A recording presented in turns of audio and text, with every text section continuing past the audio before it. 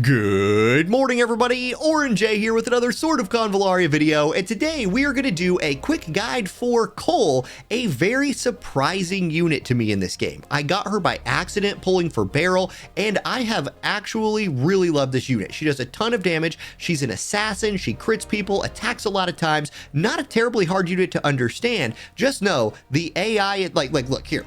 COL likes to run off by herself, and the AI will fully lean into that and just go get itself killed 5v1. However, in the right hands, COL is very powerful, so let me kind of show you how to make that happen. Now, to start, COL's trait Killer Instinct gives jump, which will triple jump, means she can basically jump over everything and jump over gaps.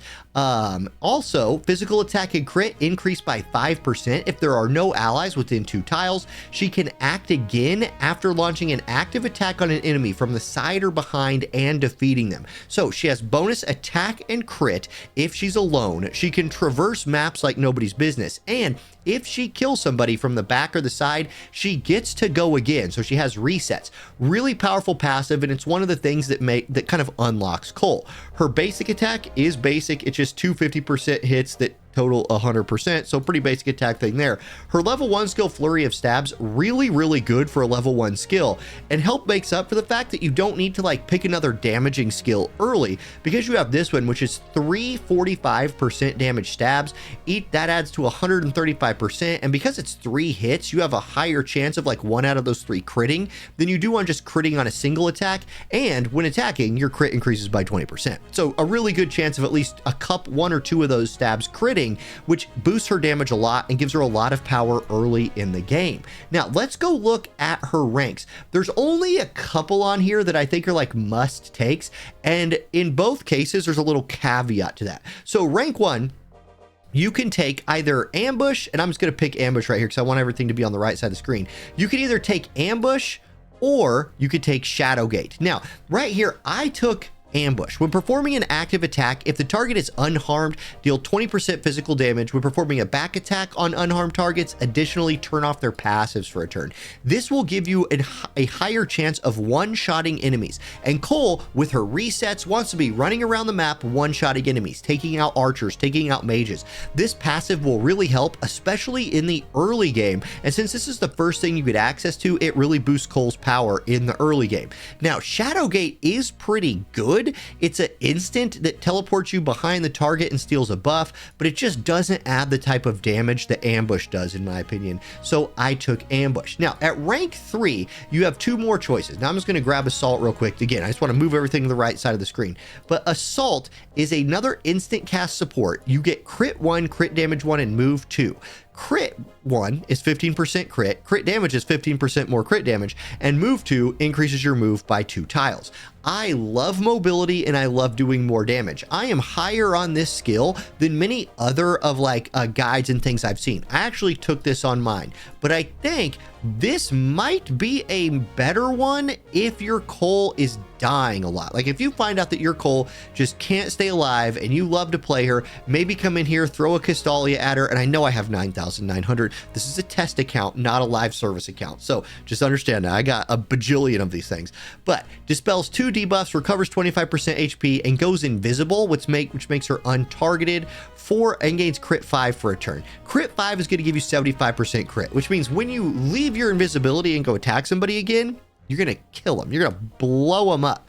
So I do think that this is a really good skill. However, I've gotten a ton of play out of this early. If later on in like the later stages of the game, I need my COL to be more survivable, I'll probably come back and use a Castalia on Mask. Now at rank 5, you get a passive. I'm just once again, going to move those things to the right side of the screen. Really should have done that before recording, but we're this deep now. Okay. Eerie Footwork. Now, Eerie Footwork feels like a little bit of a must take to me. When healthy, so healthy being, above 70% HP, after receiving a single target attack, you teleport behind the attacker, strike them back for 70% damage, gain dodge for a turn, which will dodge single target attacks, and when you're injured, triggers dodge as well. Now, it's a 3-turn cooldown, but once every 3 turns, if you get attacked, boom, you teleport behind the target, light them up, and you'll dodge the next attack. I think this is really cool. It procs about every fight, because COL, I love to play auto. Like when I'm farming stuff out or pushing some things, and this saves Cole. This definitely helps save her a lot. Alternatively, you could take counterattack, which is literally just basic counterattack. So take Eerie Footwork. It's a must take because it's so much better than basic counterattack. Okay, rank 7. Now this is one of the really interesting ones because you have an aura. Now, auras are absolutely vital in this game. They're absolutely OP, and I'm going to do a whole video just about auras. In fact, I'll probably post that tomorrow. But Perfect Assassin is a super good aura. For all other Alacrity allies in battle, increase attack 10%, defense by 20%, crit by 15%, and crit damage by 15%. To show you an example of this, I'm going to actually jump into a battle. Okay, now in this battle, what I have is Cole with her Alacrity aura equipped. I have Samantha, who's also from the Popple States, with her Popple State aura equipped, and another Alacrity character in the group, COL. So let's look real quick at how these auras actually function. I'm just going to click Start Battle. We're not going to fight this. I just want to show you the kind of buff you get from this aura by having like Cole in this group with an Alacrity character and stuff like that. So let's click on Cole. Boom, there she is. You can see, and if you click right here, you can see buffs. Here's what Cole's getting. Pious Aura from Samantha to increase healing, but let's not look at that. The Leader's Aura is giving 10% attack and 20% defense. Perfect Assassin is giving her 15% crit damage, and Alacrity is giving her 50% crit rate. These are from her aura. And then if we look at COL right here, COL getting a ton of stuff too, getting the 10% and 20%, 10% attack, 20% defense from the Leader's aura, getting that crit damage. Insane buff, not only for Cole, but for other Alacrity characters in her group. So let's go look at Alacrity characters.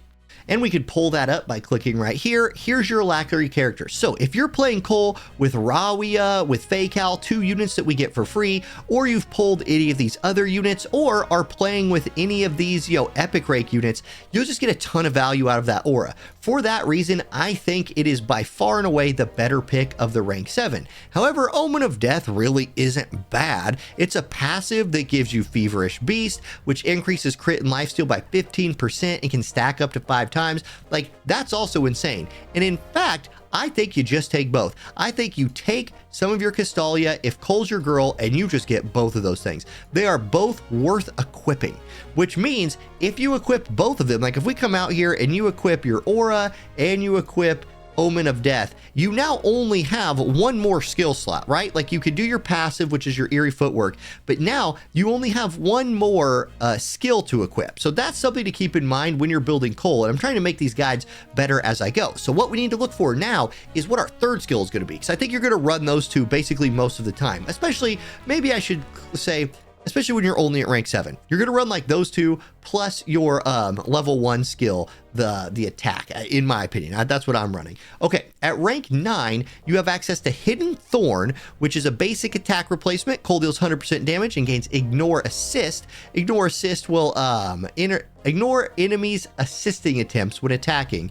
including assisting coverage. So anything that's like a reaction that another character does to assist the person you're hitting, it'll ignore them. Or you can take Critical Strike, which deals 50% physical damage 2 times and increases crit before attacking. Which one of these is better? In my opinion, I just take the more crit. Like, just guarantee me a crit if I have to auto attack.